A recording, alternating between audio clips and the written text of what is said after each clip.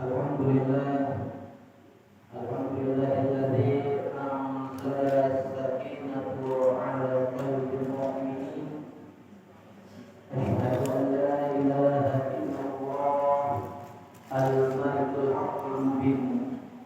Wa asyhadu anna sayyidina Muhammadan 'abduhu wa rasuluh. Shadiqul wa'dil amin. Allahumma shalli wa sallim wa barik ala sayyidina Muhammadin wa ala alihi wa sahbihi ajma'in, amma ba'du. Wa rabbi shrah li sadri wa yassir li amri wahlul 'uqdatam min lisani yafqahu qawli. Hadirin Bapak Ibu yang dirahmati Allah Subhanahu wa taala, marilah kita panjatkan puja dan puji serta rasa syukur kita kehadirat Allah Subhanahu wa taala yang telah memberikan kepada kita berbagai macam nikmat, di antaranya nikmat sehat, nikmat panjang umur, yang paling utama adalah nikmat iman dan Islam.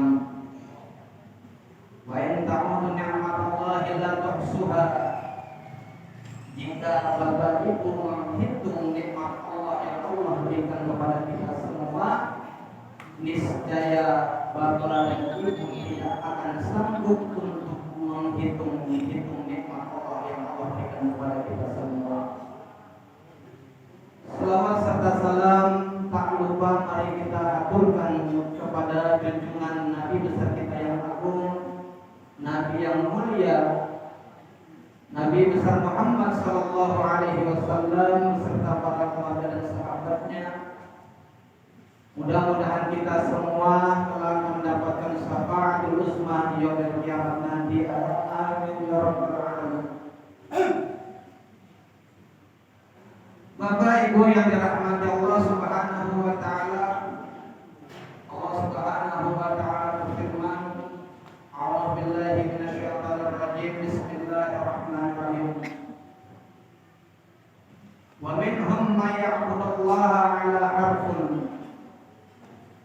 Ada kalanya kita beribadah kepada Allah Subhanahu wa taala, itu kita di saat senang dan di saat kita selagi susah, kita tidak beribadah kepada Allah Subhanahu wa taala. Dan ada juga kiranya kita di saat kita payah, di saat kita susah, kita merengek kepada Allah Subhanahu wa taala, sehingga Allah telah memberikan kenikmatan kepada kita, sampai nikmat yang Allah berikan kepada kita, kita melupakan Allah Subhanahu wa taala. Wa qala Rasulullah sallallahu alaihi wasallam, at-ta'addasu bi ni'matillahi syukrun wa tarkuha kufrun, wa man lam yashkuril qalil lam yashkuril katsir, wa man lam yashkurin nas lam yashkurillah. Siapa orang yang membicarakan nikmat Allah Subhanahu wa taala, berarti orang tersebut itu ia bersyukur kepada Allah Subhanahu wa taala. Dan orang yang melupakan Allah Subhanahu wa taala adalah orang yang kufur. Kufur terbagi dua, Bapak Ibu sekalian, kufur nikmat dan yang satunya lagi kufur, yaitu keluar dari ajaran Islam. Na'udzubillahi min dzalik. Bapak Ibu yang dirahmati Allah Subhanahu wa taala, bahwa Allah Subhanahu wa taala mengutus nabinya, yaitu Nabi Muhammad sallallahu alaihi wasallam, dalam Quran surat An-Nahl ayat 36, di mana kata Allah Subhanahu wa taala, A'udzu billahi minasyaitonir rajim. Bismillahirrahmanirrahim. Wa laqad ba'atsna min ummatin rasulan i'budullah, bahwa Rasulullah Shallallahu Alaihi Wasallam diutus kepada umat untuk seruan menyembah kepada Allah Subhanahu wa Ta'ala. Wajtanibut taghut, dan memerangi yang namanya taghut. Taghut di sini artinya kebatilan, kebatilan yang melampaui batas, di mana Allah Subhanahu wa Ta'ala tidak suka kepada orang yang melampaui batas. Ibnu Katsir mengatakan dalam tafsirnya, taghut ini adalah sesembahan atau berhala yang diagungkan, berhala yang dibuat untuk disembah. Dalam kisah Nabi Allah Ibrahim alaihissalam, seorang raja Namrud, ia memerangi Ibrahim karena Ibrahim itu terbukti yaitu merobohkan patung-patung berhala. Nabi Allah Ibrahim alaihissalam tidak suka akan patung yang dibuat manusia yang tidak memberikan manfaat apa-apa, sehingga patung itu disembah pada saat itu. Dan Nabi Allah Ibrahim alaihissalam lihat patung-patung kecil dan ada satu pula patung yang besar. Kemudian Nabi Allah Ibrahim menghancurkan patung-patung yang kecil dengan kampak, sampai kampak itu dikalungkan kepada patung yang besar, sehingga ada seorang yang pada saat itu melihat sudah adanya patung hancur. Patung yang hancur tersebut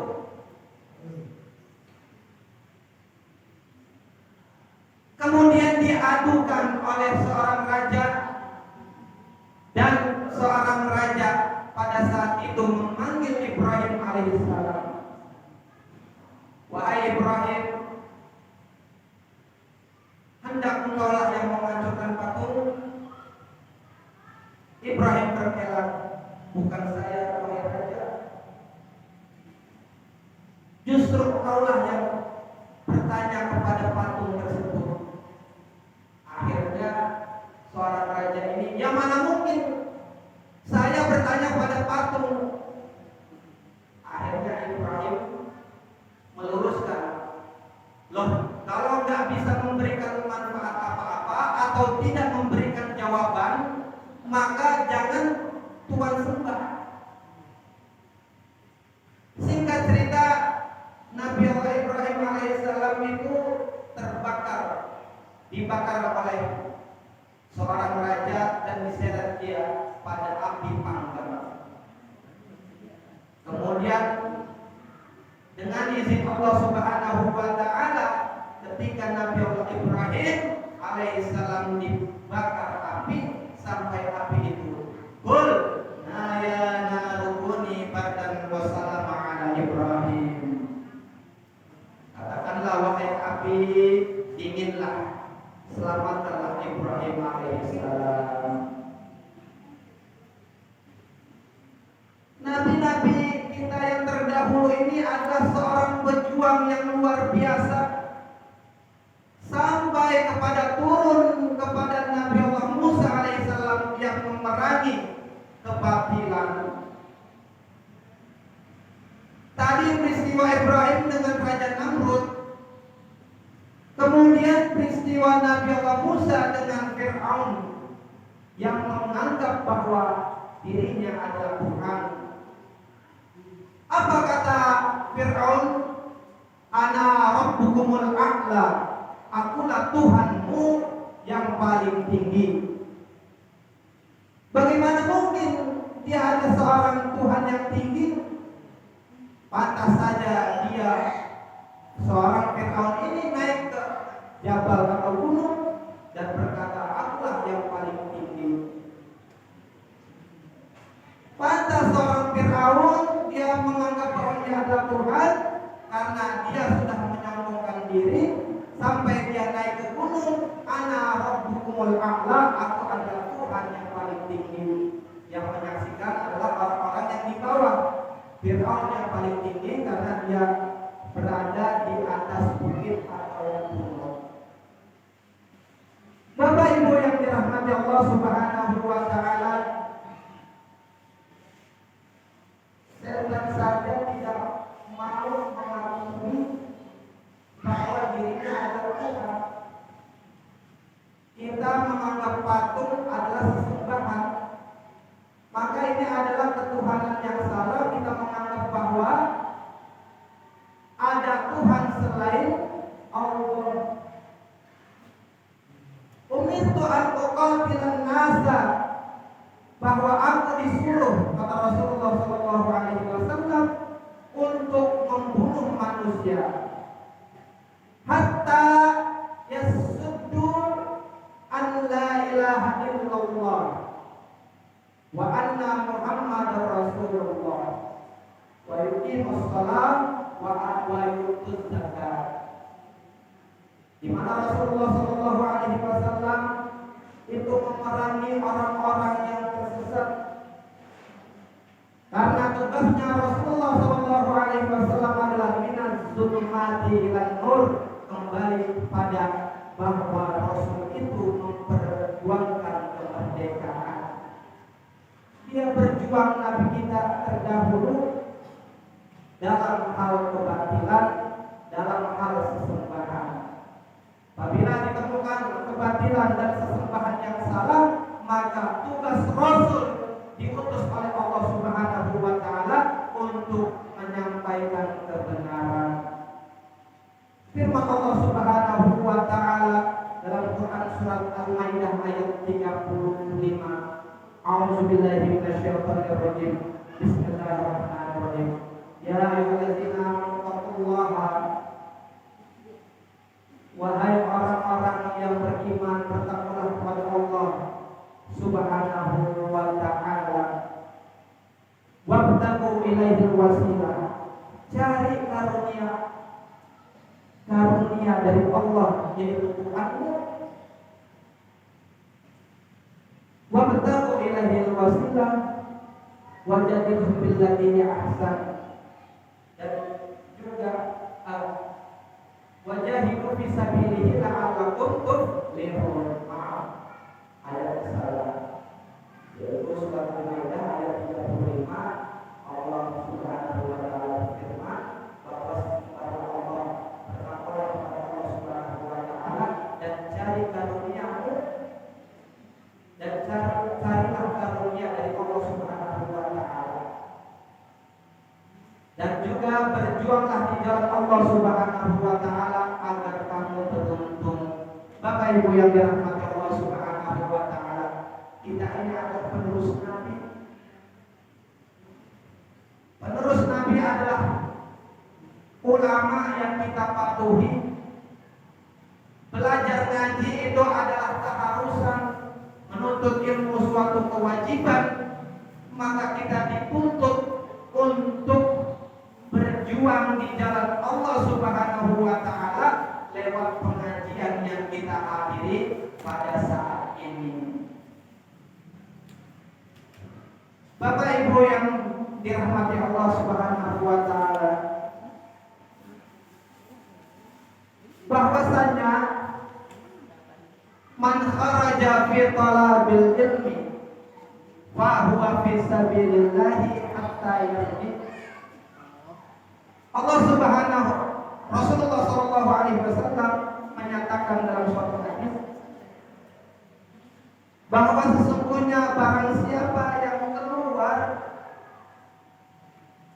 menuju majlis taklim adalah sesungguhnya ia berjuang di jalan Allah Subhanahu wa taala sampai ia kembali kepada rumahnya masing-masing. Setelah sampai rumah, kita pun dituntut untuk berjuang di jalan Allah Subhanahu wa taala, yaitu mengurusi rumah tangga kita masing-masing. Kemudian ada maqalah yang dimana maqalah itu berbunyi sabanul ayyam sabanul yaum ba'da ar-rijalu bada, bahwa pemuda pada saat ini adalah pemimpin di masa depan. Sabanul yaum rijalu bada, pemuda pada saat ini adalah pemimpin di hari esok. Dan dalam fase di mana seorang pemuda ini harus dididik, diajarkannya agama agar menjadi kekuatan atau fondasi. Rasulullah Shallallahu Alaihi Wasallam itu senang terhadap pemuda-pemuda yang berjuang di jalan Allah Subhanahu wa taala. Kalau aki-aki nini-nini berjuang di jalan Allah itu pantas. Nenek-nenek sama aki-aki itu pantas berjuang di jalan Allah karena dikit lagi mau mampus. Karena usianya usia senja, usia bau tanah. Karena kebangetan kalau sampai dia di usia tua tidak lagi beribadah kepada Allah Subhanahu wa taala. Seorang daya itu menginfakkan hartanya di jalan Allah Subhanahu wa taala wajar karena dia kaya. Tapi hebatnya kata Sayyidina Ali radhiyallahu anhu, seorang yang miskin tidak punya apa-apa, ia korbankan tenaganya, hartanya dan jiwanya. Berjuang di jalan Allah Subhanahu wa taala lewat apa saja. Ada yang punya tenaga, seorang pemuda dengan tenaganya berjuang di jalan Allah. Kalau orang tua wajar karena dikit lagi mau finish. Yang tidak wajar ketika sudah senja tua tak mau beribadah kepada Allah Subhanahu wa taala. Bapak Ibu yang dirahmati Allah Subhanahu wa taala. Yang apa? Yang mudah dalam ibadah perjalanannya panjang karena Rasulullah SAW itu senang kepada orang muda.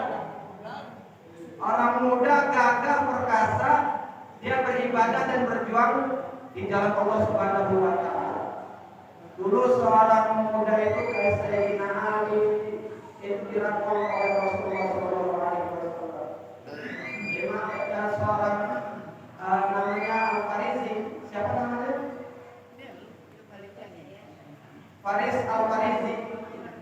Itu seorang muda sampai dia memimpin strategi perang. Ya Rasulullah,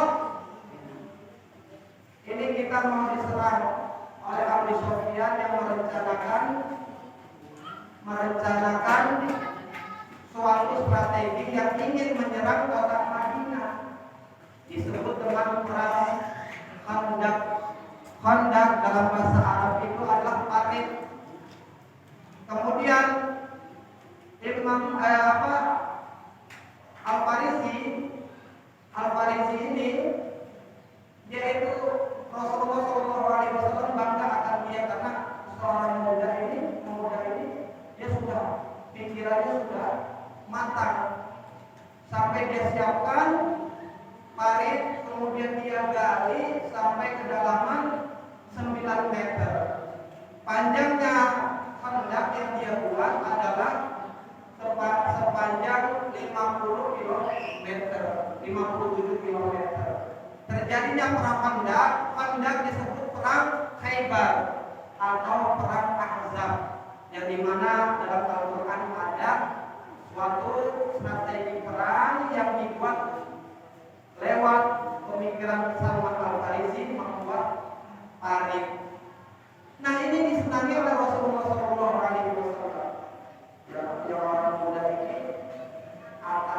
belia. Kalau kata yang lainnya yang masih muda, ya Rasulullah, bagaimana kita balas untuk berperang? Karena Rasulullah menghargai seorang muda, akhirnya Rasulullah mengganti jubahnya. Ini kalau kata orang tua nih, ini gara-gara aku Rasulullah pakai jubah perang. Lu sih gara-gara lu pakai kasut-kasut nih kata orang tua. Seharusnya kita enak-enak istirahat, tungguin aja terus datang. Gak usah kita bersiap-siap. Orang tua, karena tenaganya beda Bapak Ibu yang dirahmati Allah Subhanahu wa taala. Seorang muda ini akhirnya ya bagaimana ini kita udah terlanjur. Setelah Rasulullah SAW menggunakan jubah perangnya, akhirnya ya Rasulullah maafkan seorang muda, maafkan saya ini saya karena jiwa saya muda. Oh kenapa kata Rasulullah? Saya menghargai seorang yang muda, akalnya berlebihan. Karena saya sudah pakai jubah perang, pantang bagi Rasulullah mundur selangkah di jalan Allah Subhanahu wa taala. Singkat cerita, dibuatlah tarik di garis sedalam 9 meter, kemudian dibuat sampai 50 km. Perang terjadi 20 hari. Akhirnya seorang kafir dan bersatunya Yahudi untuk memerangi kota Madinah kalah, dilindungi oleh Allah Subhanahu wa taala. Padahal perang terjadi, kaum muslim itu sebanyak 3.000 melawan 10.000. Nalar manusia adalah secara bilangan 3.000 tidak mungkin mengalahkan banyaknya lawan sebanyak 10.000. Bapak Ibu yang dirahmati Allah Subhanahu wa taala, apa saja yang kita lakukan selagi Allah senang, maka kita berjuanglah di jalan Allah agar kita memperoleh kebahagiaan. Hadirin yang dirahmati Allah Subhanahu wa taala, lanjut kepada Nabi kita Muhammad sallallahu alaihi wasallam yang berjuang di jalan Allah, yang mengajak untuk menyembah Allah, yang minal zulumati ila nur, yang mengajak dari kegelapan menuju cahaya terang benderang. Tadi disampaikan Rasulullah bahwa bahwa saya disuruh untuk membunuh manusia sampai manusia ini masih bahwa tiada Tuhan selain Allah, kemudian Muhammad adalah utusan Allah yang mengerjakan sholat dan menunaikan zakat. Pada saat itu, sepeninggalan 2 tahun Rasulullah SAW wafat, Abu Bakar Siddiq meminta kepada Allah Subhanahu wa taala dalam doanya, Rabbana la tuzigh qulubana ba'da idh hadaitana wa hab lana min ladunka rahmatan innaka antal wahhab. Ya Allah, yang membolak-balikan hati, tumbuhkanlah hati kami ini atas agama Islam, agama Islam. Ya Allah, Engkaulah yang memberikan rahmat kepada orang-orang yang beriman. Seperti kata Rasulullah SAW, Islam itu utuh, satu persatu banyak orang yang keluar Islam. Rasulullah wafat 2 tahun setelah Rasulullah wafat, banyak orang-orang yang Islam menjadi murtad. Maka Abu Bakar Siddiq radhiyallahu anhu itu ingat bahwa pesan Nabi yaitu memerangi mereka. Rasulullah SAW tidak memerangi orang-orang kafir. Kafir terbagi 2, kafir zimmi sama kafir harbi. Kafir yang melindungi, yang membayar pajak itu sama halnya kita sedang bersosialisasi kepada umat antar agama. Maka mereka saling berkasih sayang, bertetangga dengan baik. Nah, ini ada kafir yang tidak taat kepada aturan Islam atau tidak membayar jizyah atau zakat. Maka Abu Bakar Siddiq radhiyallahu anhu memerangi mereka orang-orang yang murtad yang keluar di jalan Allah, keluar agama Allah Subhanahu wa taala. Singkat cerita, tadinya Umar radhiyallahu anhu itu marah. Bagaimana kalau mereka itu adalah orang yang membayar jizyah? Abu Bakar bilang kalau yang membayar jizyah jangan diperangi, itu kelompok kita.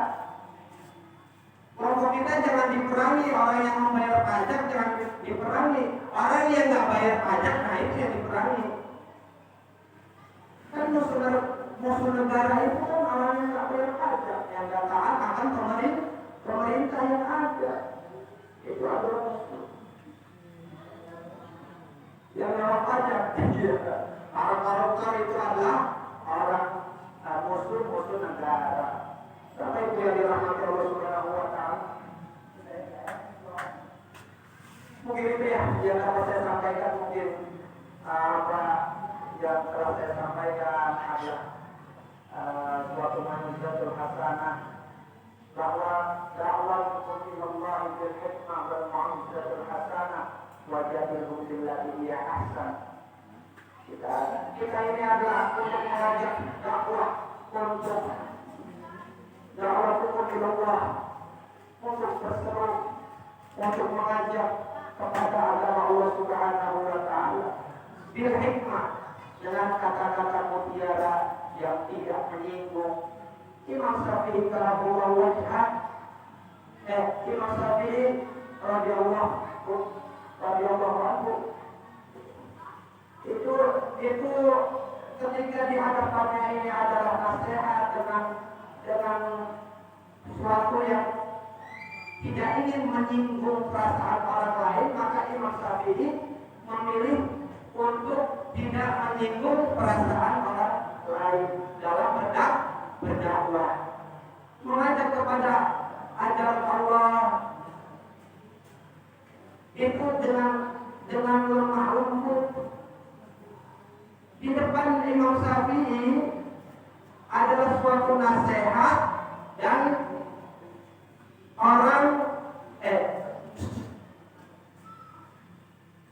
di depan Imam Syafi'i adalah nasihat dan ajakan untuk tidak menyinggung perasaan orang lain. Maka Imam Syafi'i mengambil jalan untuk tidak menyinggung perasaan orang lain. Nasihat diabaikan. Untuk apa kita menasihatkan orang Islam di zaman kita?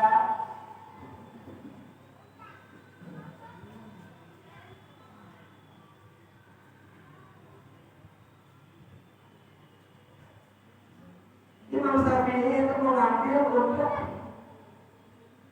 tidak menyinggung orang lain. Guna dia memilih jalan yaitu tidak menyinggung orang lain daripada tidak nasihat. Buat apa kita menyinggung perasaan orang lain? Al-Islamu man salimul muslimuna bil lisani wa yadi. Orang Islam, sesama orang Islam itu saling menjaga, baik itu lidahnya, tangannya. Selamatul insan, bahwa keselamatan manusia hifzun lisan. Keselamatan manusia tergantung pada lisannya. Orang yang menjaga lisan, maka orang yang memelihara lisan, maka ia selamat. Man kana yu'minu billahi wal yawmil akhir falyaqul khairan aw liyasmut.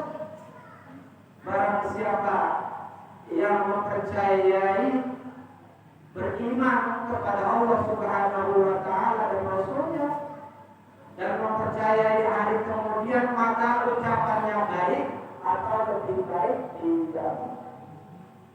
Bapak Ibu yang dirahmati Allah Subhanahu wa taala, barangkali yang dapat saya sampaikan sebagai mau'izah hasanah pada hari ini, yang insyaallah kita semua dapat keberkahan dan berikutnya kita dalam ampunan Allah Subhanahu wa taala.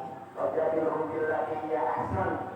Kalau kita berdebat, ambil perdebatan yang baik. Mudah-mudahan bermanfaat wabillahi taufiq wal hidayah. Wassalamualaikum warahmatullahi wabarakatuh. Waalaikumsalam warahmatullahi wabarakatuh. Astaghfirullahaladzim. Bilzatin azim wa'atubu ilaih. Taubatan nasuha, taubatan nasuha. Qala Nabi sallallahu alaihi wasallam afdalu istighfar annahu la ilaha illallah. La ilaha illallah. La ilaha illallah. Sayyidina Muhammad Rasulullah sallallahu alaihi wasallam عليها نحيا وعليها نقوم برحمة الله تعالى من الآمنين برحمة الله والكرامين. بسم الله الرحمن الرحيم. الحمد لله رب العالمين. حمدا يوافي نعمه ويكافئ مزيدا. يا ربنا لك الحمد ولك الشكر والرضا كما ينبغي للجلال وجهك الكريم وعظيم سلطانك.